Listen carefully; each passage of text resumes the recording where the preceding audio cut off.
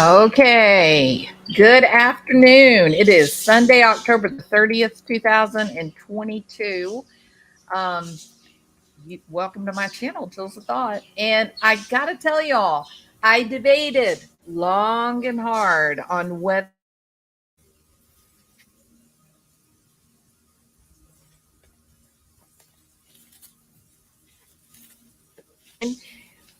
because we're kind of at a crossroads, right?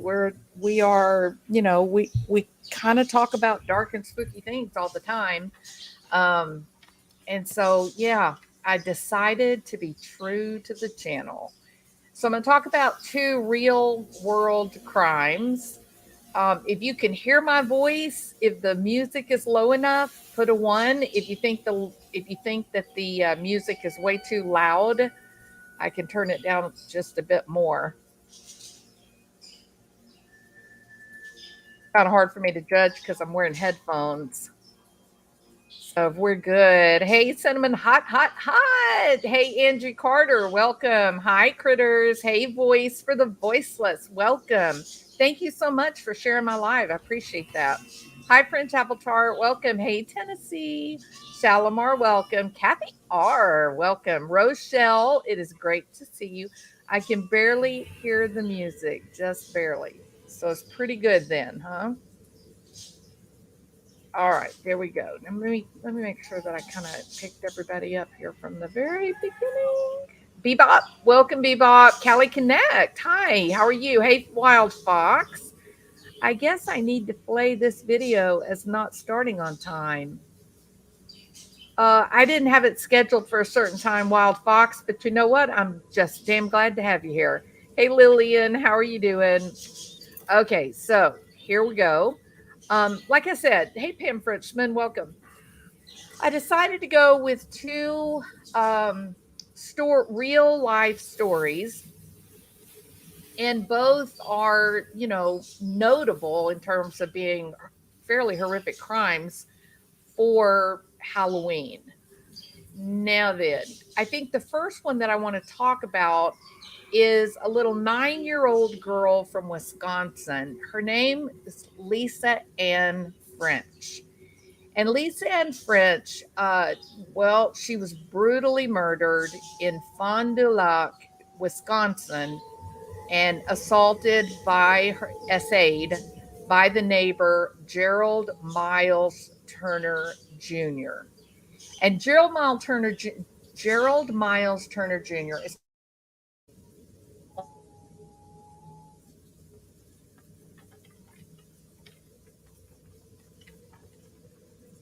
reason that he was dubbed the Halloween Killer is because in 1973, Lisa Ann French was out trick or treating alone. She was out trick or treating. She was in her neighborhood near her home, and there was a neighborhood Halloween party. Turner, in the Candyman, ended up luring her into his home before he RAPE her, as well as taking her life. He used a garbage bag to conceal her body. He discarded her in a farm field in the town of Tay-Cheedah, Wisconsin. 9 months later, Turner actually confessed to the murder, and he was sentenced to 38 years and 6 months for his crimes. He was mandatorily released on parole in 1992 and 1998. However, he was sent back to prison in 2003. He violated his parole, and at that time, they gave him 15 years and 6 months. This was a murder in 1973 that sent the shockwaves through the local community of Fond du Lac and the entire state of Wisconsin. One of the reasons that I chose this is it does go in hand with the loss of Quentin Simon and Summer Wells, Monkey. We've got so many kids that have just disappeared, right? Just gone missing. And so, as a little 9-year-old, it just shows the continuity, the longevity of this horrors that are being committed against children. But more important, one of the more important reasons was that this was a case that ended up actually changing for the entire United States of America the way that we handle Halloween. The murder sent shockwaves, and as a result of the crime and the way that Gerald Miles Turner described his motivation and his planning for how he would find and target a victim. It changed the trick or treating laws for Wisconsin to daylight hours.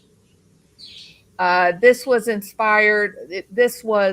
creation of Wisconsin Chapter 980. It was enacted in 1994, and it is called the Turner's Law.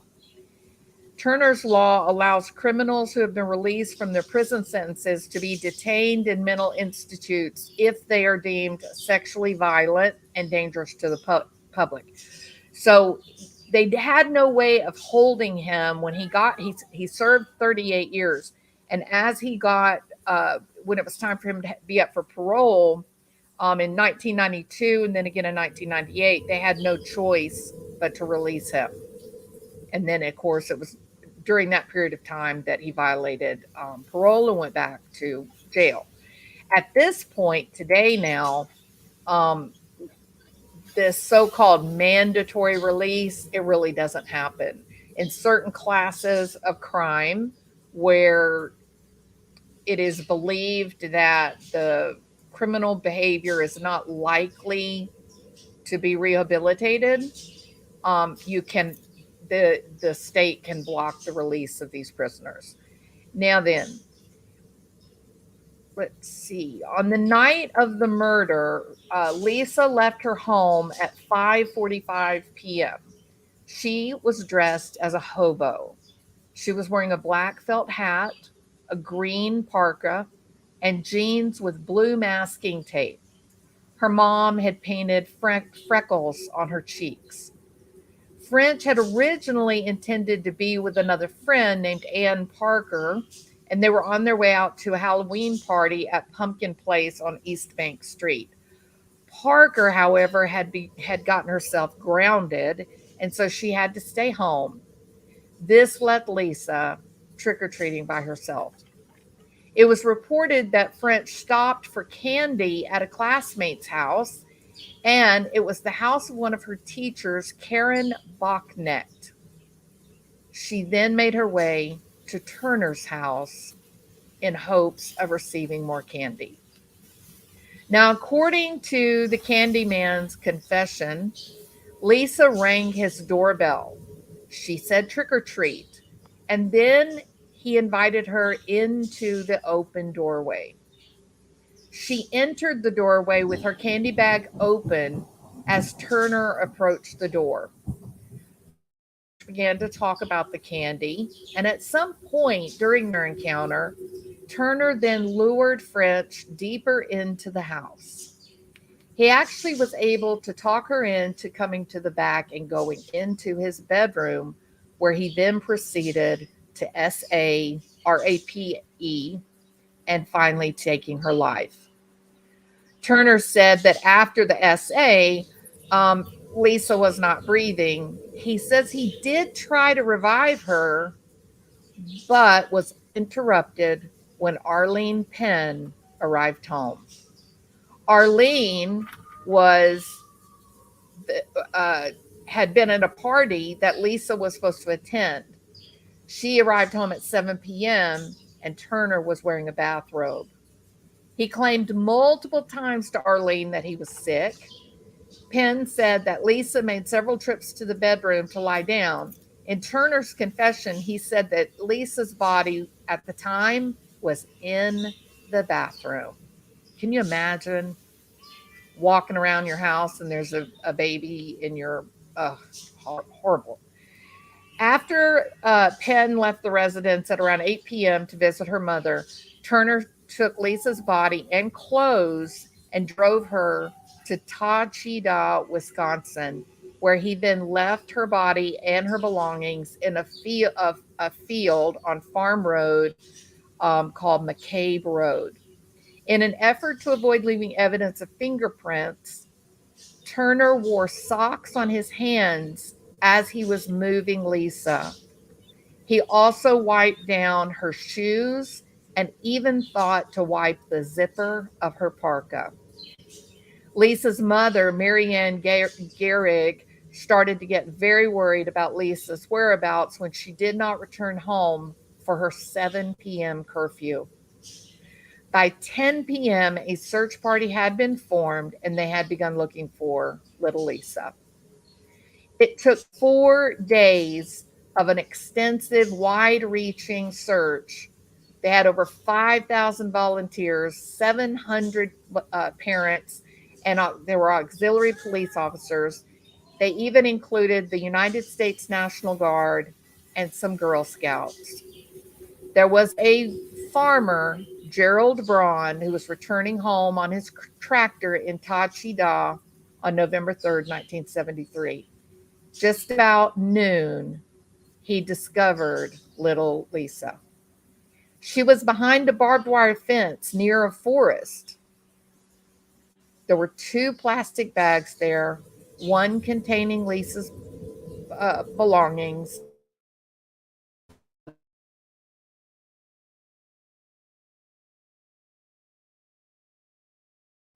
although a pathologist stated she also seemed to have had circulatory shock. French's funeral, or Lisa's funeral, was held on November the 6th, 1973, at Emmanuel Trinity Lutheran Church in Fond du Lac. On November the 8th, the Chamber of Commerce posted a $10,000 reward for the capture of her killer. Turner was made a suspect of the murder very early into the investigation, but it took 9 months of questioning and testing until Turner had confessed 9 months later. Turner confessed on August the 8th, 1974, to the RAPE and death of Lisa. He would later turn around and try to deny that he did this. During that initial 9 months of scrutiny from the police, Turner, the Candyman, was brought in by law enforcement to perform a polygraph exam where the results of the exam came back inconclusive. The Candyman denied, he refused to take a second polygraph. Police had also collected body, hair, and bedspread fiber samples from Turner.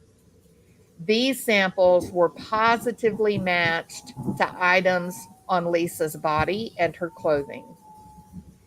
In the Candyman's 1974 confession, he stated that he was highly motivated for SA. This was a bit unusual because the research at the time showed that the target of SA was rarely the target of murder in these types of situations. Today, the FBI tells us that that's not exactly true, and we now know that there are serial killers who get a sexual excitation by the act of actual murdering. The second story for Halloween is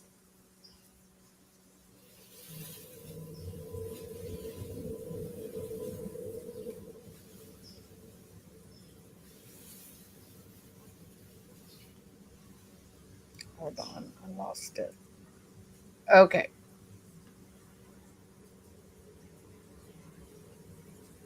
Now then, um, Ronald Clark O'Brien was an American man convicted of killing his own 8-year-old son. He did this on October the 31st, 1974. He took a pixie stick, the little candies, and filled it with poison. He used the excuse that Timothy had actually taken the had gotten the stick during trick or treating. The reason that O'Brien gave for poisoning his child was to ease his own financial troubles. Ronald Clark O'Brien was in debt $100,000. He distributed poison candy to his daughter and three other children in an attempt to cover up his crime. However, neither his daughter nor the other children ate the poisoned candy. Only Timothy, the little 8-year-old boy. He was convicted of capital murder in June 1975 and he received death. So you see how dramatically different the sentences were? One got 38 years, the other one was sentenced to death. It's so interesting. I just felt like the one that it was a stranger killing Lisa Turner. It just seemed like that would have had a harsher sentence, right? But but no. So he was convicted of capital murder in June 1975. Uh,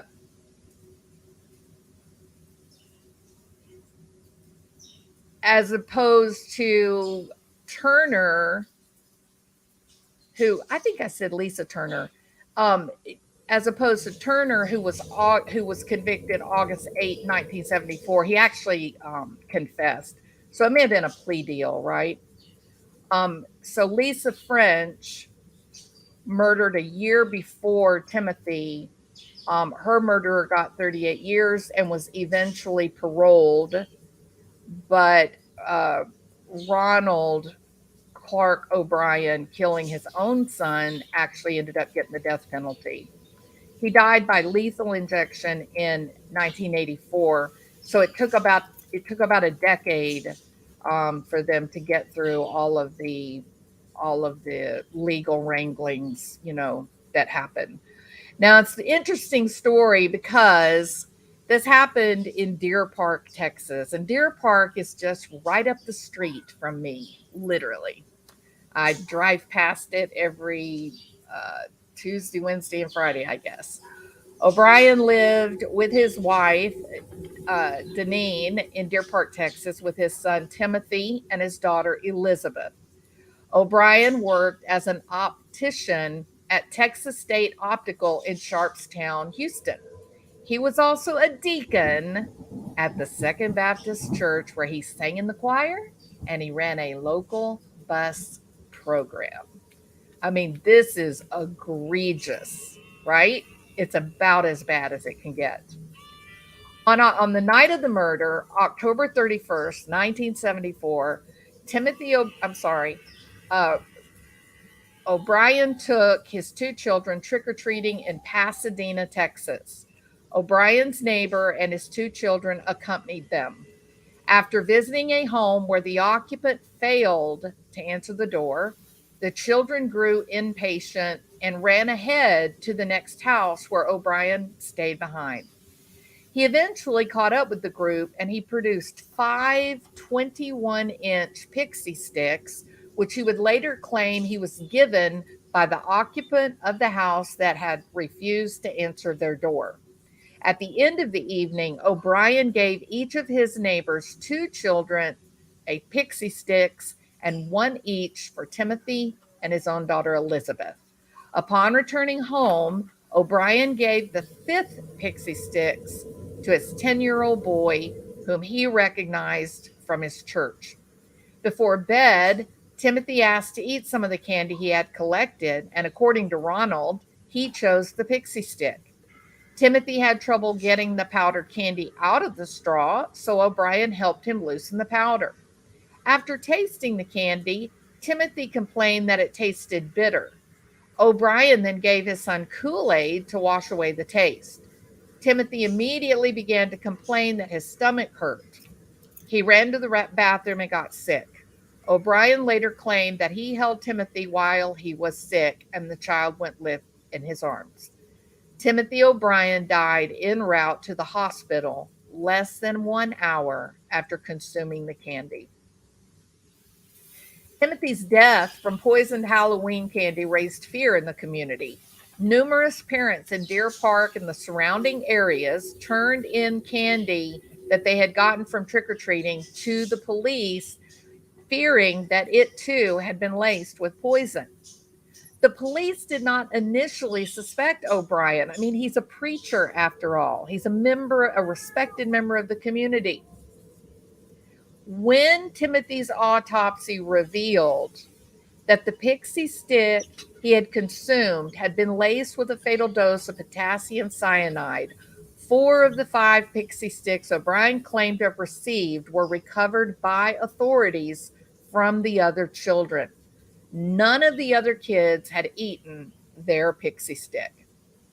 The parents of the 5th child became hysterical when they could not locate the candy after being notified by the police. The parents rushed upstairs to find their son asleep, holding the pixie stick in his hand, but he had not opened it. He had not eaten it. The boy had been unable to get the staples out of the sealed wrapper. All 5 of the pixie sticks were opened, with the top 2 inches filled with cyanide powder and resealed with a staple. According to a pathologist who tested those pixie sticks, the candy consumed by Timothy contained enough cyanide to kill 2 adults, while the other 4 candies had enough to kill 4 adults each. O'Brien initially told police he could not remember which house he got the sticks from. Police then became suspicious because O'Brien and his neighbor had only taken their children to 2 homes on 2 streets because it was raining. Their suspicions increased after learning that none of the homes they visited had given out pixie sticks. After walking the neighborhood with police 3 times, O'Brien led them to the home where no one had answered the door. O'Brien claimed that he went back there before catching up with the group. He said the owner of the home did not turn the lights on, but did crack the door open and hand him the pixie sticks. He claimed to have only seen the man's arm. He described it as hairy. The home was owned by a man named Courtney Melvin. Melvin was an air traffic controller at the Hobby Airport, and he did not get home from work until 11 p.m. on Halloween night. Police ruled Melvin out as a suspect when over 200 people confirmed that he was at work. As the investigation progressed, police learned that Ronald O'Brien was over $100,000 in debt, and he had a history of being unable to hold down a job. By today's standards, the equivalent in 2021 would have put Ronald O'Brien in debt up to $550,000. At the time of his arrest, he was suspected of theft at his job at Texas State Optical and was close to being fired. His car was about to be repossessed. He had defaulted on several bank loans, and the family home had been foreclosed upon. Police discovered that O'Brien had taken out life insurance policies on his children in the months preceding Timothy's death. Sounds kind of like Chris Watts, doesn't it? In January 1974, he had taken out $10,000 life insurance policy on both of his children, and that $10,000 would be the equivalent of $54,900 today. O'Brien took out an additional $20,000 policy on both Elizabeth and Timothy, despite the objections of his life insurance agency. O'Brien, the various policies totaled approximately $60,000. O'Brien's wife maintained that she did not know about the insurance policies on her children's lives. Police also learned that on the morning after Timothy's death, O'Brien had called his insurance company to inquire about collecting the policies that he had taken out on his son.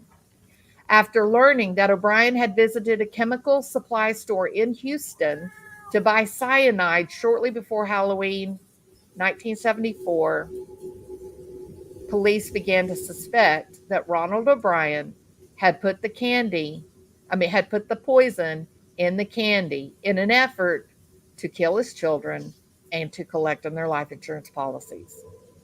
They believed that he gave the other children the poisoned candy in an effort to cover up his crimes. Although police never discovered when or where O'Brien bought the poison, the story that he went into in Houston, he left without purchasing anything because the smallest amount of cyanide that he could buy was 5 pounds, and that scared him. So they don't know. They never did find out where he got the cyanide. Timothy O'Brien was Ronald O'Brien was arrested for Timothy's murder on November the 5th, 1974. He was indicted on 1 count of capital murder and 4 counts of attempted murder.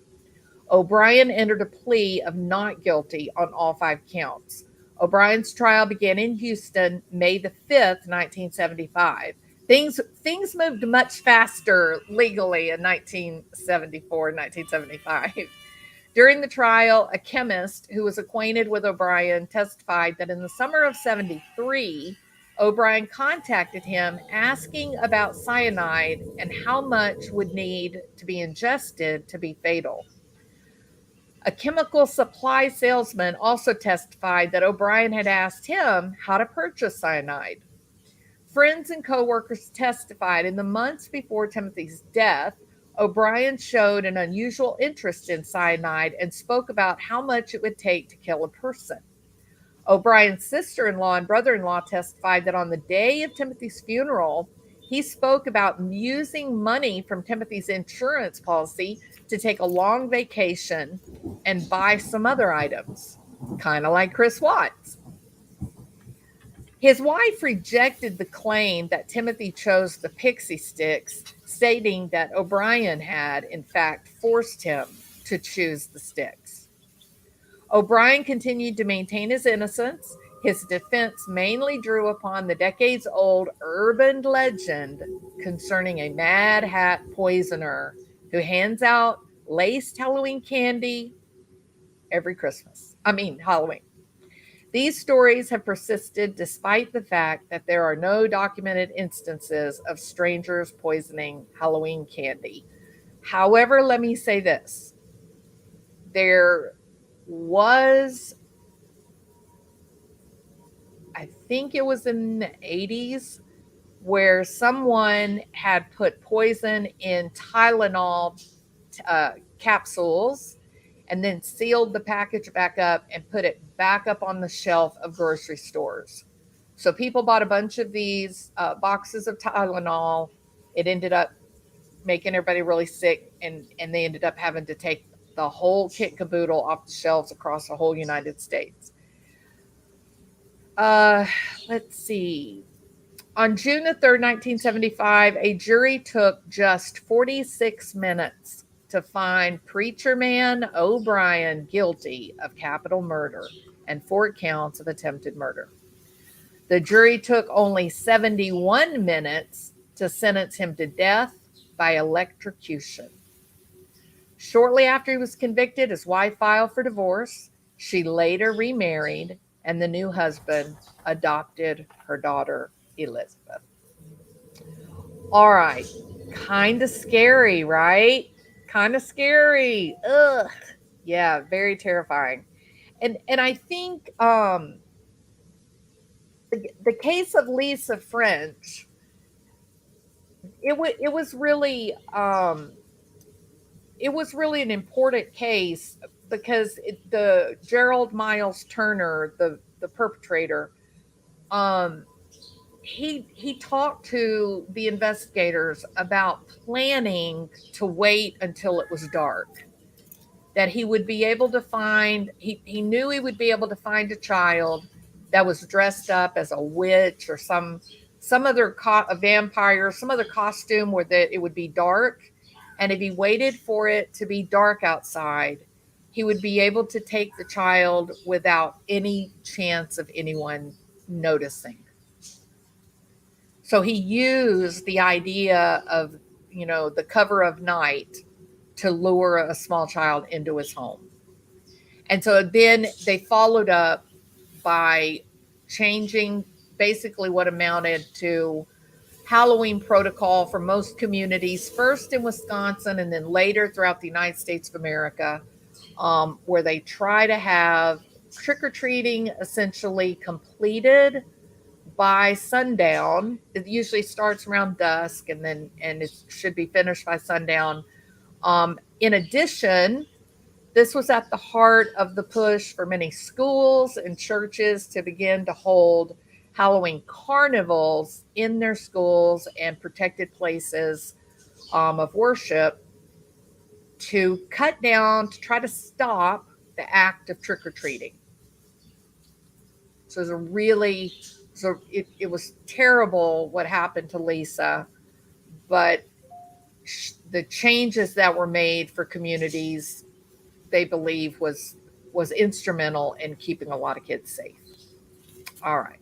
So that's that. Okay, let me look at some creepy. If you are a registered sex offender in Texas, you are not allowed to participate in Halloween, right?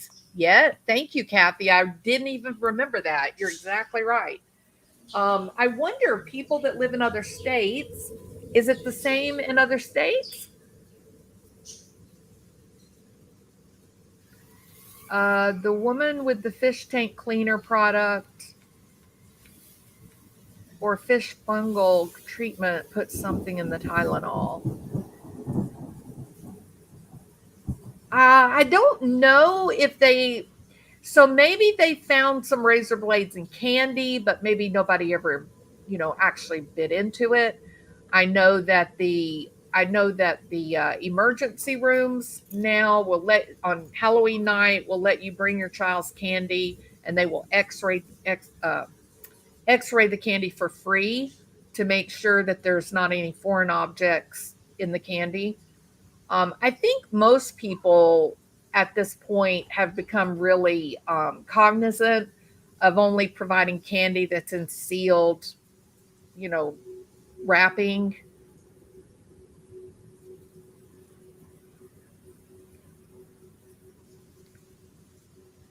I remember those big pixie sticks that you'd get from the ball field that were plastic and stapled. I remembered ripping my lip on them as I could chew the paper ones wide open.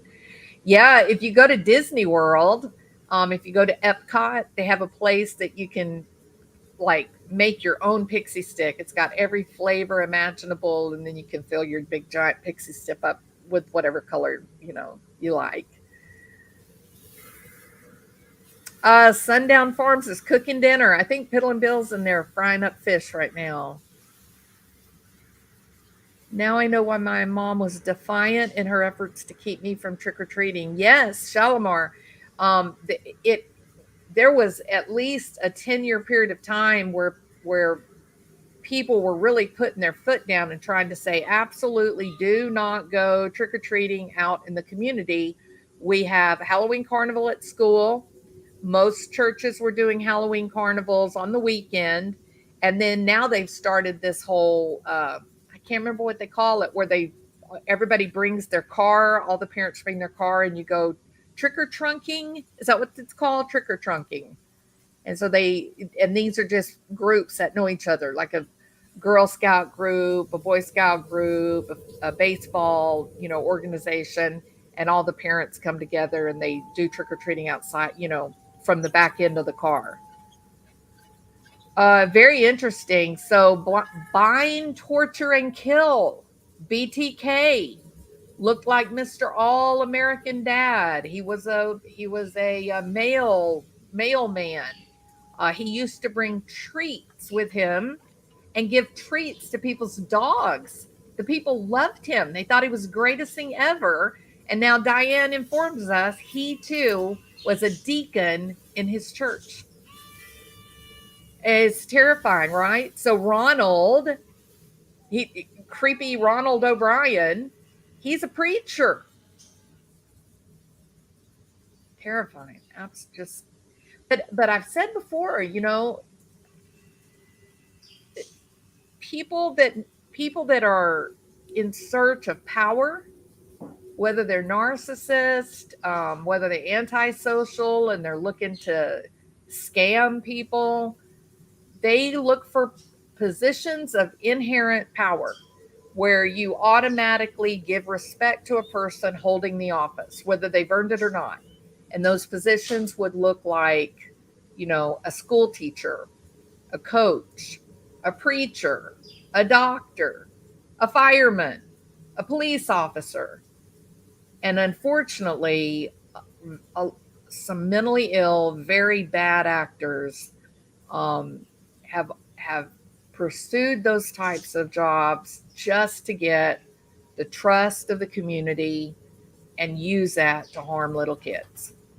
It's unfortunately a big problem. You should keep a absolute laser eye on any coaches that are in your children's lives, any bus drivers. Keep an eye on the teachers in your kid's life. Don't give them unfettered access to your kids. Don't do that. Hey, Megan Cole, welcome. BTK was a compliance officer and was a real jerk. I'm still here listening in the background. Hey, Foxy Lady. All right, y'all. So that is going to be my Halloween edition. Okay. Now I got a couple of videos, a couple more topics that I want to cover. One is I'm going to be addressing Ms. Foodie Beauty. You guys may not know who she is. If you look back on my channel, I did a couple of videos last week. I'm very concerned about Chantal, and I am now more convinced than ever that Chantal, aka Foodie Beauty, has gotten herself involved with a jihadi. And I'm going to make my case on that later on tonight. I also have a video related to Quentin Simon, and that one will be coming up as well. Okay, but my next one will be Foodie Beauty and me making the case, offering my proof, my evidence that her beloved is actually a Syrian freedom fighter, aka jihadist. It's a big claim to make. Not being racist, not fussing about religion. I'm just going to put out the facts. I'm just going to show you the facts. The propaganda, it's real. All right.